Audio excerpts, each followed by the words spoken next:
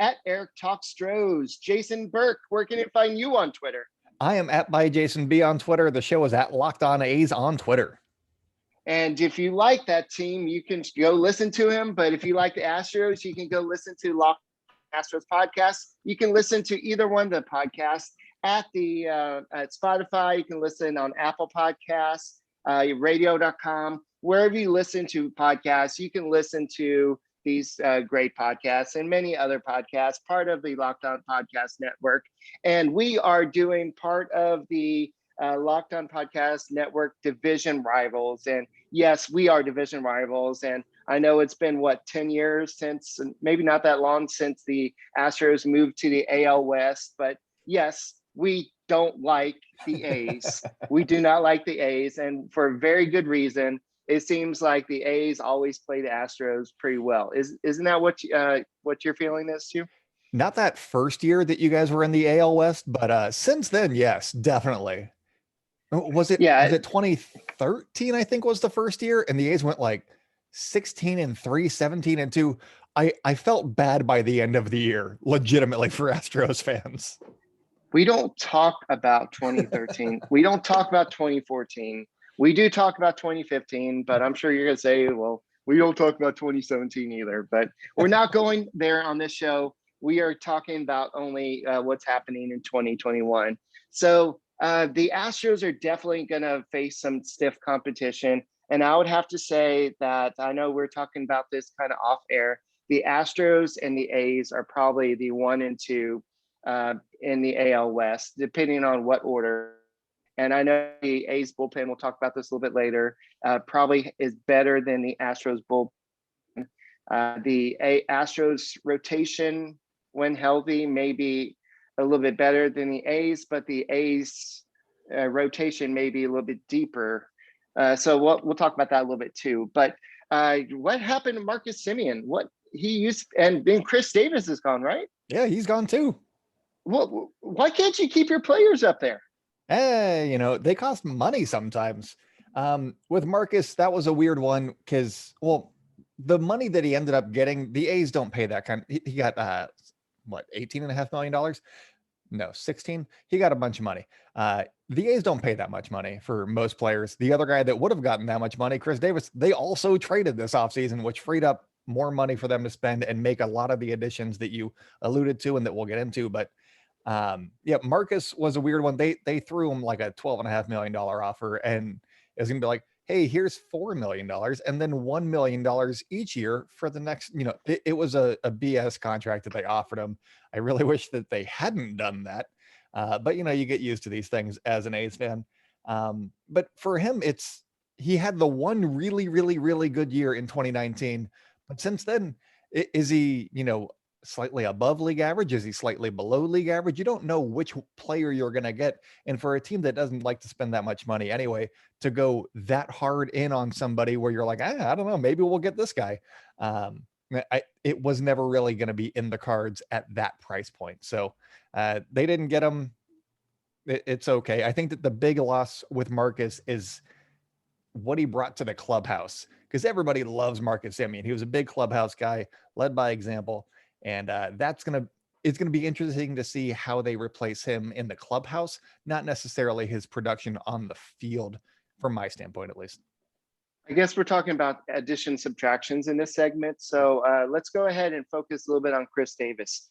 Past 2 seasons, Chris Davis hasn't really been the same Chris Davis he was in his first 4 or 5 seasons. He did come alive in the playoffs last year, and he towards the end of the season. What will you miss the most about Chris Davis? When he was good, he was so much fun when he was crushing dingers. And you can appreciate this too. The team that he loved hitting against was the Texas Rangers. So, okay. I thought you said Astros. No, he was like Mike Trout against the Rangers. He was so much fun to watch when he was going right. So it's kind of funny that he's going to the one team that he has just owned over his career, probably so that this might make the Rangers a playoff team, not having to face Chris Davis anymore. So yeah, it'll be interesting to see how they go about, I liked Chris Davis, but I think that in adding Mitch Moreland, they're going to get a big upgrade at DH. And with Elvis Andrus going over to shortstop, I think that you can replace both Chris Davis and Marcus Semien on the aggregate, if you add up their stats, with Elvis Andrus and Mitch Moreland. I think that you may have a bit of an upgrade, even though, the headline is A's can't retain players. You're like, oh, they might have actually gotten better at these two positions.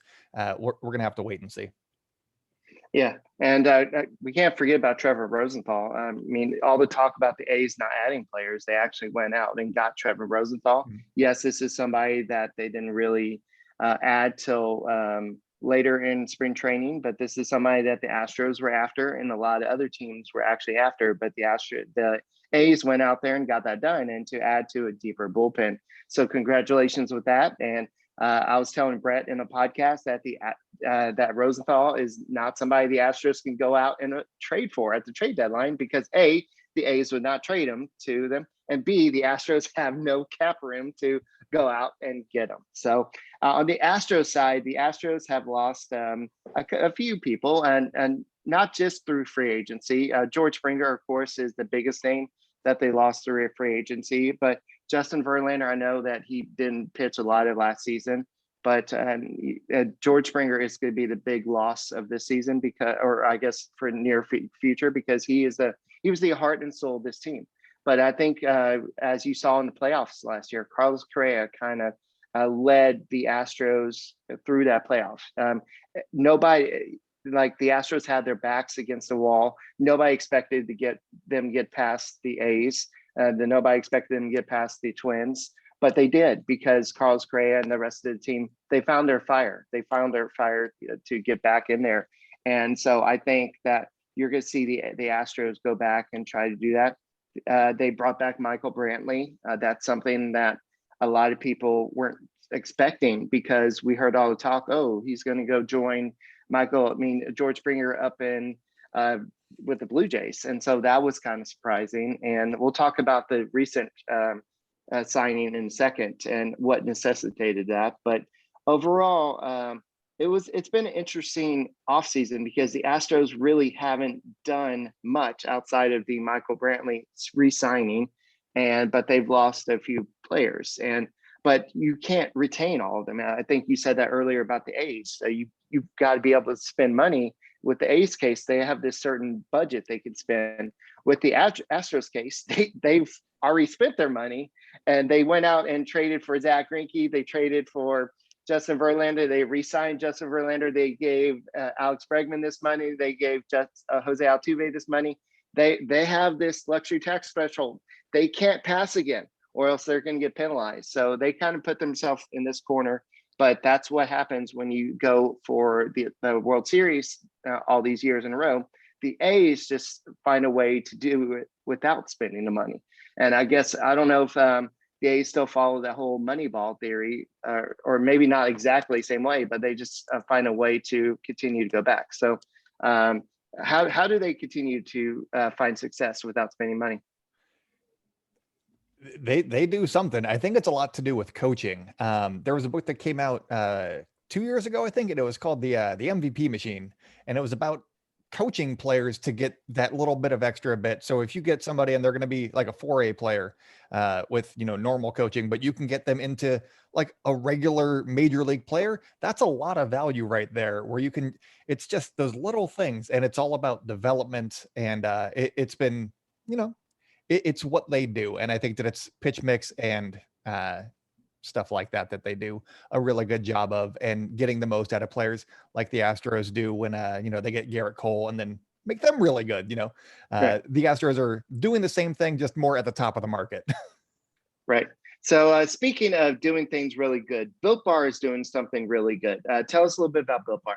Oh man, Built Bar right now, they have their I'm going to cut that real quick.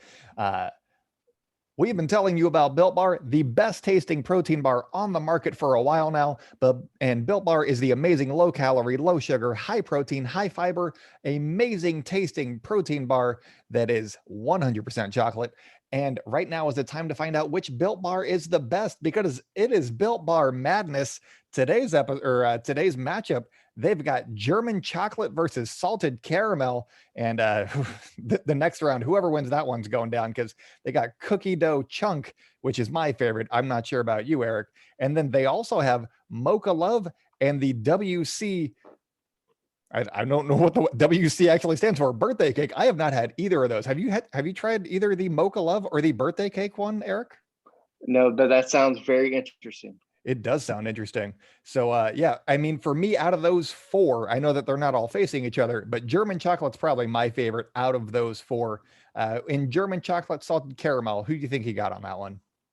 We'll go German chocolate as well. Yeah. And then cookie dough chunk, you think that that's an easy one in the Sweet 16? Yeah, that's easy. Right. Yeah, sweet. So I think that's all you got to do on that one. If you want to put in your own 2 cents, if you don't agree with myself and Eric, you can go to builtbar.com or at built_bar on Twitter, and you can let your thoughts be known there. Remember to use the promo code LOCKEDON20 to get 20% off your next order at builtbar.com. That is Locked On 20 to get 20% off at builtbar.com, and check back to see who won today's matchup and who will become the best tasting protein bar in the world. And you know that we are very good at covering the Astros and some team in Cali called the Athletics. But what about the rest of sports? Now the Locked On Podcast Network has you covered there as well with the Locked On Today podcast. It's hosted by the great Peter Bukowski, and it's got all the news you need every morning in under 20 minutes. Follow the Locked On Today podcast wherever you get your podcast. Okay, so I'm sure you're following the news recently, and the Astros have had some injury issues, including COVID-19 issues. And I'm sure everybody's looking at this and saying, oh, that's karma for what happened and everything. But it's not karma. It's just injuries happen. And Framber Valdez was not even on the team. Thank you very much. And he wasn't banging trash cans and all that stuff. But Framber Valdez, we have no idea what's going on with him. We know that he has some type of fracture in his finger. And we've heard from John Heyman that he could miss the whole season. Then we also heard from John Heyman that he could avoid surgery to miss the whole season. We've heard about Forrest Whitley. He has a UCL tear, or strain. So he could have Tommy John surgery, but nothing. He's getting a second opinion, so we don't know. And then we also have Pedro Baez, who is a former Dodgers reliever. He now has COVID-19. And so there's just like a lot going on in the Astros pitching world. And so now the Astros went out there and signed Jake Odorizzi. This is somebody who was this offseason wanted a 3-year, $45 million deal. He did not get it, which is why he was a free agent this far into spring training. And he may eventually get it if all the escalators and all the little things work out in his deal. He may eventually get that 3-year, $45 or $42 million deal. But at the same time, this is a big move for Houston Astros because they got that number 3 starter or something for only a luxury tax threshold cap or hit of $7.8 million. I can't believe they did it, honestly. Well, so with that, they're like $2.2 million under the threshold right now. Is that depends on who you're looking at. Like some says like Sport Track says it's 6 million, and then I think Fangraph says 2-point-something million. So either way, it's going to make it hard to add on at the deadline if they're going to get somebody who's like really big and impactful. Or I feel like there's going to be some prospect trading so that the other team eats some money. That's probably the most common way to go about having the other team help you out financially. It's going to be interesting. Right. I was looking at Odorizzi's stats for his career, and they're kind of similar to Mike Fiers' stats. So I know that it's a big move that needed to happen. I'm done. No, we're done with this podcast. We're done with this podcast. No, we're done. Cut. He throws like 5 miles an hour harder, if that helps. But it looked very similar to Mike Fiers' stat line, especially the last 2 years. Fiers has kind of been right there. So I know that it feels like a good move and it could be great, but my things with Odorizzi, I think that it could be a great move for the Astros because they tend, you see Charlie Morton and Garrett Cole, they're the big examples of them, doing something to starting pitchers that make them better. Maybe it's a grip of some sort. And everybody does it. Care It's to okay. elaborate? Care to elaborate? Everybody Trevor has that. Bauer, The care to Angels guy elaborate? is so I'm interested to see how he does with the Astros because his strikeout rate from 2019 of just over 10 was the best that he's ever had, and he's been below a strikeout per 9 guy for his career. I think he's only Right. topped 9, one an inning one other time in his career, and it's like 9 years. So um, how real were those things? Was he getting a lot of help from facing teams like the Indians, who don't have a great offense necessarily, the White Sox before they were good, the Royals still aren't great, and he was already on the Twins, so he wasn't facing, and the Tigers, was he getting helped out by facing the teams in the AL Central for 40% of his starts? In his 2 starts against the A's, they took it to him a little bit. So I'm going to be interested to see how he faces or how he fares in the AL West as opposed to the Central. So that's what I'm on the lookout for from Odorizzi. Yeah, you guys also got some guys in the bullpen now. Who are your 7, 8, 9 guys right now? Who's your closer and who's leading up to him at this point in time? Well, I think it's still up in the air. The Astros don't have a if you're going to ask who my closer is or the Astros closer is, it's going to be Ryan Presley. I know there's a lot of people that have doubts about him just because after, I would say, midway through the 2019 season, he started having knee issues, and he just wasn't the same guy he was since coming over from the Twins. But he's looked healthy this spring, and he can be a dynamic closer. He just when he was given that shot when Osuna was struggling with health and everything, he just didn't show it last year, and definitely in the playoffs. The 2019 playoffs, he did not look good, and I believe last year if he was in the playoffs, he was not effective. I can't remember exactly if he was, but he would be the closer. Then at this point, it's kind of I would have to go with Stanek's probably going to be up there. Then you have Paredes. He's a young kid from last year. He's probably going to be up there. Mm-hmm. Then you have a whole bunch of other names who are going to be fighting for up there. You have Joe Smith coming back. Joe Smith didn't pitch at all last year. And then you have just a whole bunch of other names that you're going to have to look at. Somebody who's going to be interesting, especially with the luxury tax threshold issue, is Steve Cishek by the Seashore. I have to say that too. But he is going to be somebody that if he makes the team, he's going to make $2.5 million or something. So that's, if you don't have him on team, that's a little bit more money. You have to be flexible. But at the same time, he is somebody who's been a proven reliever over his career. And he adds, like James Click likes to say, different looks in the bullpen. So that's something that you could do. So there's a whole bunch of different angles to this Astros bullpen. Pedro Baez is somebody who's has some history kind of at the back end of the bullpen, but I think James Click has made a joke, or somebody made a joke. I think it was Click, but he said, we're going to pitch him in the 7th inning. That way it allows people to go get more beer during the, because he pitches so slow. He pitches so slow. Yeah. So what about your back end of your bullpen? I think that Rosenthal's the clear-cut closer right now. Diekman had been in that role, but once Rosenthal came in, I think that Diekman can be that lefty that you can use in high leverage situations. It could be 7th, 8th, 9th. However, the lineup shaking out. I think that Sergio Romo is probably going to be one of those guys. They still got JB Wendelken, who pitched really well, didn't get a lot of acclaim, but he had a 1.8 ERA last year. Lou Trevino's going to be in there somewhere. Yeah, they've got some, and they brought back Yusmeiro Petit. Look at the A's bringing back guys, spending money. And he's going to be interesting because he was fading a little bit towards the end of last year. The Astros roughed him up in the playoffs.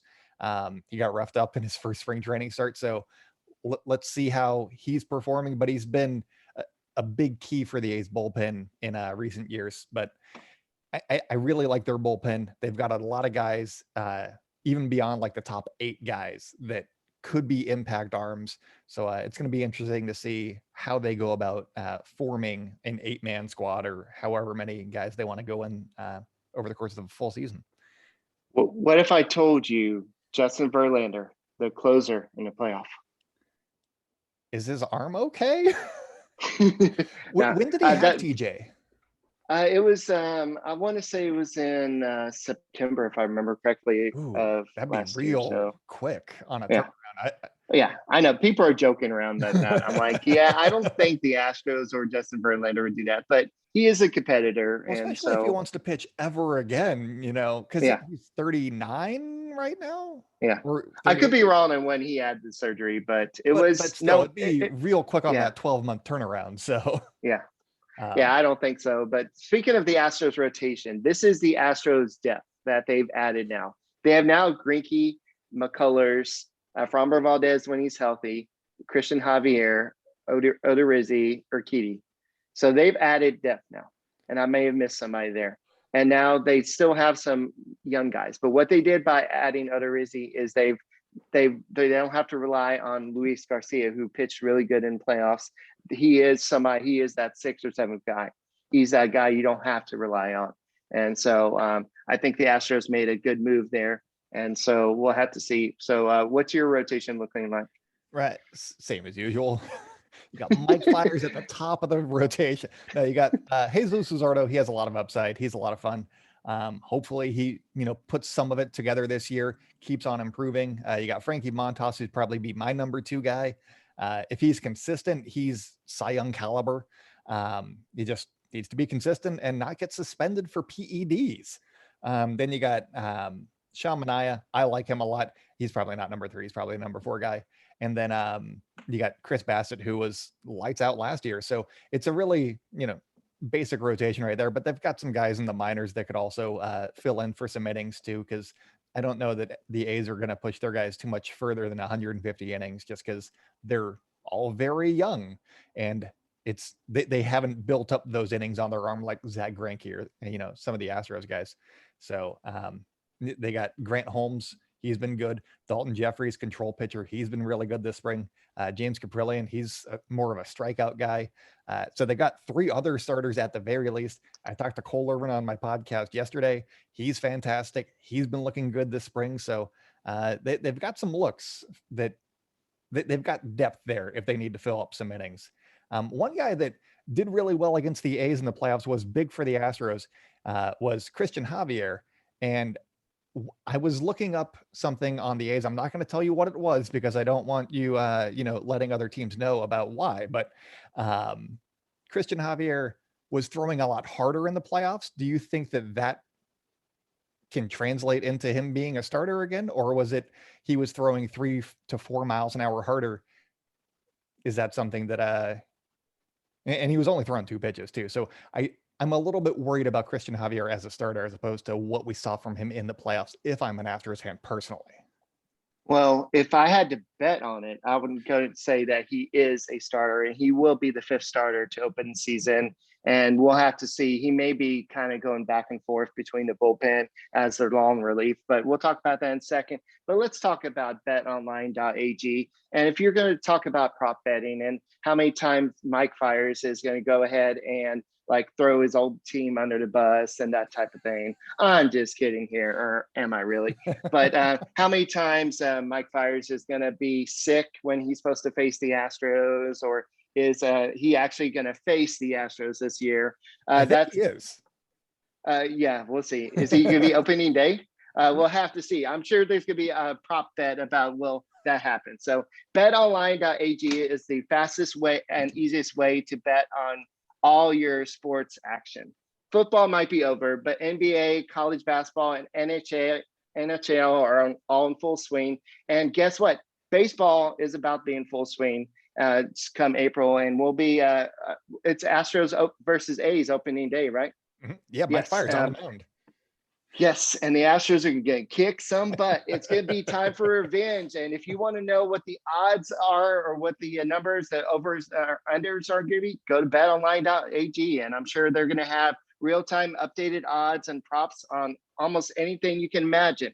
Bet Online has you covered for all the news, scores, and odds. It's the best way to place your bets, and it's free to sign up. Head to the website or use your mobile device to sign up today and receive a welcome bonus in your first deposit. Bet Online, your online sports book experts. And don't forget, Jason, you and I, we just had our first draft, and we got another one coming up in a few weeks. But if you have some more fantasy baseball drafts, don't forget to go check out the Locked On Fantasy Baseball podcast. It's a daily fantasy baseball podcast hosted by the veteran Scott Cohen. He uses data and nearly 2 decades of fantasy baseball experience to offer strategies and waiver wire pickups that leads you to wins, whether you're doing a daily, a dynasty league, DFS. Locked On Fantasy Baseball covers it all. Subscribe to Locked On Fantasy Baseball wherever you get your podcast. Whether you're trying to trade Kyle Lewis for Carlos Correa, go Accept ask the Scott offer. Cohen. Yeah, Jason and I were trying to do a trade. It wasn't a bad trade offer, but I think with my team, it was just a lot to Trade give for up. Carlos Correa. I think that we figured out who the better team is. Yeah, so I'm not saying that trade is dead, but I need some time to think about that. So speaking of Carlos Correa, and when you look at the Astros, I know it's not quite the same with George Springer gone, but when you look at the lineup, does it scare you? It all depends on one person. That is Yordan Alvarez. That is the only person, because without him, you got a couple of guys that I'm like, ooh, okay, this is scary. But with him, okay, you got like half a lineup full of dudes that have proven they can rake. Are his knees going to be healthy? I think that is the big question. If I'm an Astros fan, that's what I'm wondering is how many games are we going to get out of him? Because if it's, next to nothing like last year, it's not going to end well, probably. And if he is expected to be the difference maker between having George Springer and not, if you lose both of those guys again, then all of a sudden losing Springer is a big issue. But if he is back and healthy and doing what he did in 2019, then the Astros have a pretty good chance again. But I think that if Yordan Alvarez is out of that lineup, then we're going to see what the rest of the guys can do. Is Miles Straw going to be the center fielder? Is that how that's going right now? Yes. Okay. Yes. Until Pedro Leon is ready, maybe in 2022. But I think that Dusty Baker is looking at having him as the leadoff guy. Okay. This is kind of departing from the whole like having a power leadoff guy that we've had before. But I think what we're trying to do here is kind of going old school. And that's what Dusty Baker is trying to do, is just kind of going back to the whole get on base, steal base, advance on the butt, or something like that. And so maybe if he didn't inherit George Springer leading off, maybe he wouldn't be leading off. Mm-hmm. But what's happening now is you're going to have somebody like Yuli or Kyle Tucker hitting eighth. So that's a pretty deep lineup. That's what happens when you put Kyle Tucker batting cleanup. He's he's another guy that scares me. He was really good against the A's last year, and I have definitely kept him in our dynasty league. Kyle Tucker. I like Kyle Tucker. I do. Yeah. I know that he's a stupid Astro, but I really like Kyle Tucker. A stupid Astro. All right. So speaking of stupid Astro, all right. Well, whatever that means. Did a whole ad on Mike Fiers. Yeah. Speaking of stupid Astro, as a outsider looking in, I know that both Jose Altuve and Alex Bregman struggled last year. Both of them had their kind of reasons why. Looking from the outside, which one do you think would bounce back this year?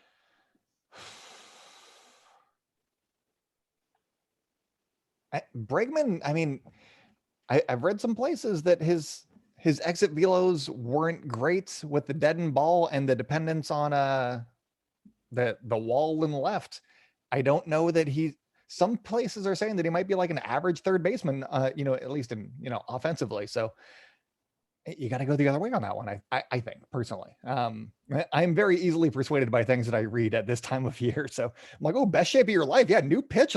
I'm on board. They're getting on my team. I think that I'm intrigued to see what everybody does from the Astros this year, because on my podcast, I'm always saying throw out 2020 stats, doesn't matter. But the Astros are going to be dealing with fans booing them everywhere they go. And is that going to take a toll on them?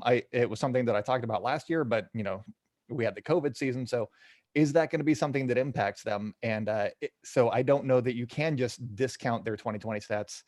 Maybe it's going to be, I'm not saying because of cheating, I'm saying because of the mental aspect of getting booed relentlessly everywhere you go. So that's something that I'm going to be looking to see what happens, because Oakland and Houston are going to be hostile towards the opposition, at least early on, probably throughout the course of the entire season. So those games will be fun. So I'm guessing you're saying Jose Altuve will do better. I think so. He's more of a contact guy. Okay, that was a roundabout way of answering the question. All right, so now Jason Burke, are you going to be at the games this year booing the Houston Astros? Not more so for COVID reasons than anything else. I'm like, I haven't gotten vaccinated. I've been in my house for nearly a year now. I'm not chancing it just to go tell Alex Bregman that I don't like him. I feel like he knows. But what is the situation with you guys in Houston? Are you guys completely open up full capacity for games, or?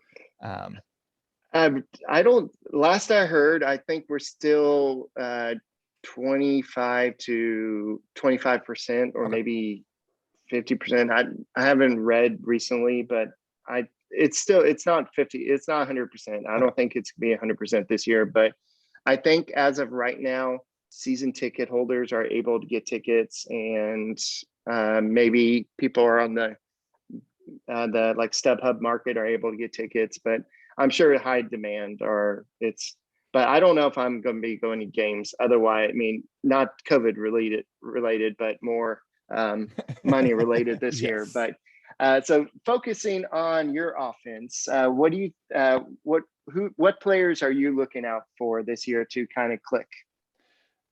I've been saying it for years. I think Matt Chapman's a legit MVP candidate. He's finished, 5th and 6th and all that stuff, but he just needs to improve just a little bit offensively to really put him in that Mike Trout kind of level. I know that he's not going to reach Mike Trout offensive numbers, but with his defense and, his team making the playoffs, hopefully, I think that would be enough to maybe put him over the top if he has, some signature moments in September, something like that. So Matt Chapman, coming off of his hip injury, wanting to prove that he is back and that he can get more money in arbitration and all that stuff. I think that he's going to be motivated this year. He's somebody that I'm keeping an eye out on. Matt Olson made some big adjustments to his swing. He had like 195 last year. They still won the division by 7 games. So that is something that I'm keeping an eye out for. Hey, we had a losing record. Hey, and we still went further than y'all in playoffs. And I do have one thing, and I know this is going to make people mad, but I think that with the seeding from last season, with the second place team getting the 6th seed, no matter what they did, I think that the Astros, they if they had been trying harder, I think that they coasted into the playoffs because they were like, we got the 2nd seed. It doesn't matter at all. So they got that 6th seed. But if they had actually finished with that record, they would have faced the Rays in the first round if it was just top to bottom, top 8 teams. And I don't think that we would be talking about the Astros resurgence. We would have been like, oh shit, are they done? I think it's a different question based on that one little wrinkle in the playoffs. Are the A's better than the Astros in the playoffs? Obviously not as of last year, but are they better than them in the regular season? I think that they might have more depth. So head to head, we'll see. But I think that overall, the A's might be the AL West champs once again. What's your take on the AL West as a whole? Oh, I'm sorry. I thought you were telling a joke. Okay. We're serious. Okay. No, yeah, I think the Astros it's going to be a tight race. I think it's going to be like literally the Astros or the A's, or it's going to be a 2-game difference at the end of the season. It's not going to be a blowout. Like you said, 7-game difference. Was 7 games last year. Yeah. So I don't think it's it's going to be going that to be, big either. So no, it's going to be a close. It's going to be tight. You're not going to, you may see both teams go out and make a trade. The Astros will trade for Jason Burke. And then you'll ooh, see the taking them down A's from go the get, inside.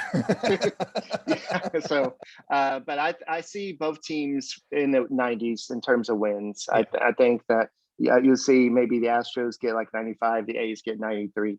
The offense for the A's, it's questionable of how deep the lineup is. That it just off from the outside. Yeah. And like you said, how healthy can the Astros stay? How healthy is Alex Bregman? I know he said if this was the regular season, he would be out there. Same thing with Alvarez. Can they stay healthy all year? Yuli Gurriel, he reported last year a little bit overweight. Now he said he's healthy. Altuve dealt with a death in the family last year. So how focused is he?